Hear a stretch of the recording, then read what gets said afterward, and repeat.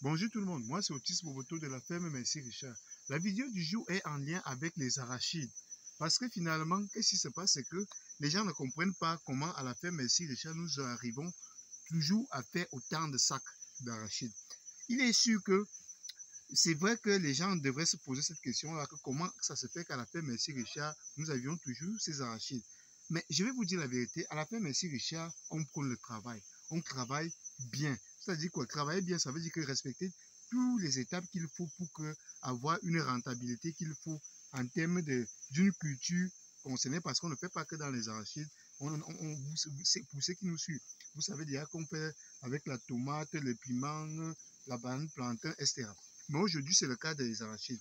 Le cas des arachides, c'est que là, nous sommes à la 4e étape des arachides. Il est impératif de comprendre que pour faire un champ d'arachides et espérer justement une rentabilité qu'il faut d'ordre, je dirais, maximal, c'est qu'il faut respecter ces étapes qu'on vous cite ici à la ferme Merci Richard. Parce qu'en respectant ces étapes, ça permet justement pour vous que vous ayez la rentabilité que nous avions également ici à la ferme Merci Richard. Malgré parfois que le sol ne soit pas adéquat, c'est que lorsque le sol n'est pas adéquat et que nous avions la meilleure des choses, c'est la bonne semence. Lorsque nous avions la bonne semence, ça veut dire que même si le sol n'est pas bon, vous allez quand même avoir quelque chose de bien. Maintenant, donc, vous n'allez pas simplement avoir quelque chose de bien sans travailler. Il faut d'abord que le travail soit effectué de manière, en fait, exactement comme il faut, ce travail-là. Sans le travail exact, toi et moi, vous ne pouvez pas avoir la même rentabilité que nous avions ici à la ferme Merci Richard. Concrètement, ça voudrait dire quoi? Ça voudrait dire que la première étape, comme on vous l'a dit tantôt, c'est qu'il faut défricher l'espace qu'il faut, parce qu'on ne peut pas semer les arachides là où il y a beaucoup d'arbres, etc. Il faut d'abord abattre les arbres, mettre une culture avant-première. Finalement, après, donc, c'est là qu'on peut commencer à mettre les arachides et espérer une rentabilité qu'il faut. Premier point. Deuxième point, c'est que après avoir choisi l'espace qu'il faut, c'est qu'il faut défricher et très bien à ras de sol. Lorsqu'on défriche bien, il faut après mettre le feu. Oui, à la fin, merci Richard, nous on met le feu pour brûler ces herbes-là. Après avoir mis ce feu-là, qu'est-ce qu'il faut? C'est qu'il faut maintenant nettoyer avant de cultiver. Il faut bien nettoyer et faire l'état et jeter tout ça en douce. Et enfin, il faut ensuite s'aimer. Et on ne peut pas s'aimer n'importe quels arachides, il faut la bonne semence. C'est pour ça qu'il est impératif de chercher d'abord la bonne semence. Maintenant, donc, après avoir cherché la bonne semence à la deuxième étape pour s'aimer, finalement, vous allez vous rendre compte qu'il est impératif, après avoir sémé les arachides, il faut sécuriser son champ. Ça veut dire quoi? Il faut faire des pièges tout autour pour empêcher les animaux de venir déterrer ces arachides-là, et ainsi vous n'aurez pas une rentabilité qu'il faut.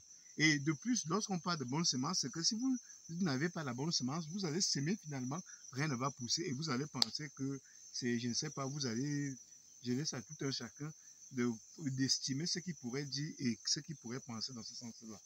Mais voilà les étapes qu'il faut respecter.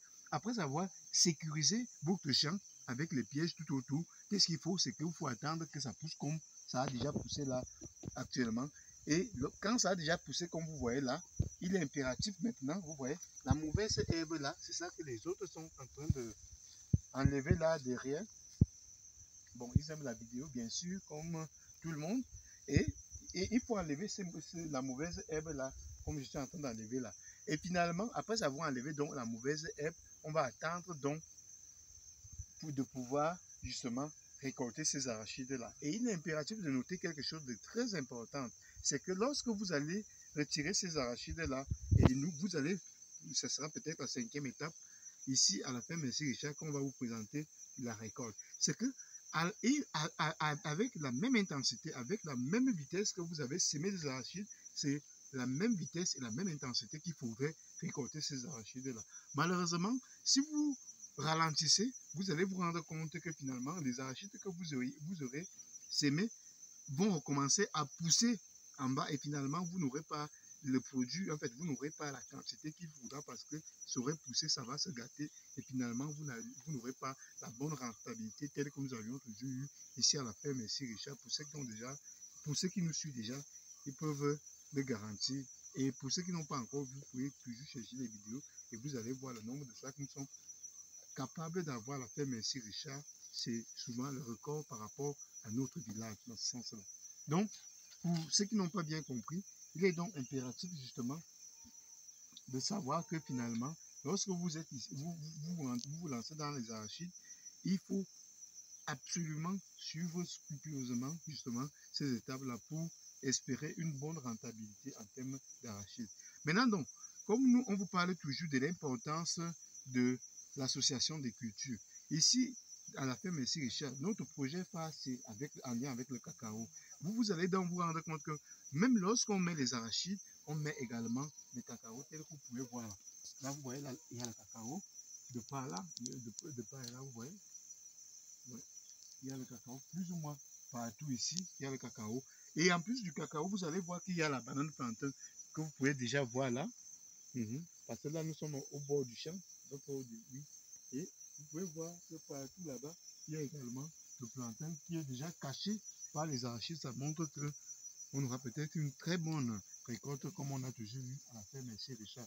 Vous voyez que le plantain est caché par les arachides, alors que c'est souvent l'inverse.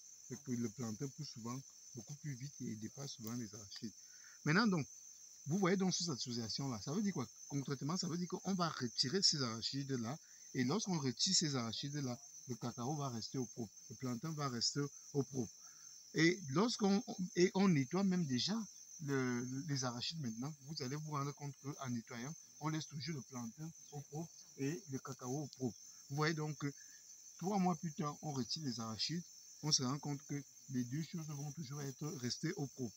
Après, nous, on va remettre le maïs, et le maïs va encore durer 3 mois. Après 6 mois, vous allez vous rendre compte que le cacao va toujours être au propre. Et vous voyez bien que les arachides peuvent permettre de financer non seulement d'autres projets, mais aussi le nettoyage de ces choses. Le maïs, même chose, va également permettre non seulement de s'aimer peut-être autre chose, comme je ne sais pas moi, le cacao ne va pas tellement bien avec le manioc, on peut mettre le macabo à la place, et les gens qui vont semer ce macabo-là vont pouvoir être peut-être payés soit par l'argent des arachides, soit par l'argent du maïs. C'est pour ça que lorsque les gens me disent que non, je ne peux pas me lancer dans l'agriculture, je n'ai pas de moyens, non, il faut travailler de manière sérieuse et il faut réfléchir pour travailler.